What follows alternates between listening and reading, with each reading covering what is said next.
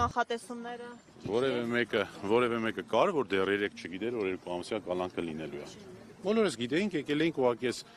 արարողակարգային process-ին մասնակցեցինք։ Ինչպես հիմնավորվեց։ Չհիմնավորվեց։ Ասեց կարդաց գնաց։ Բավարարել 2 ամիս կալանք, այսինքն ուրիշ բան չկա, որոշումը դեռ չենք ստացել, որոշումը ավելի ուշ կտրամադրեն, հիմա ընդհանրապես խաղաղվածքներ։ Բնականաբար կբողոքարկվի։ Արշակ Սրբազանը ինչ ասաց, որ չասաց, ինչ։ Ասեց, ինչ տրամադրությունը շատ լավ է, առողջությունը շատ լավ է, ինչ ասեցին ինչ որ միշտ, որ շատ բոլորս է գիտեինք ինչա լինելու։ Հիմա էս է իշխանությունը, էս է դատարանը եւ էս դատավորը։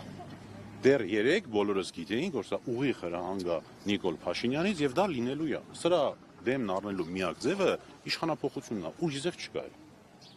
Անընդհատ այդ ենք ասել։ Այսքանը, շնորհակալություն։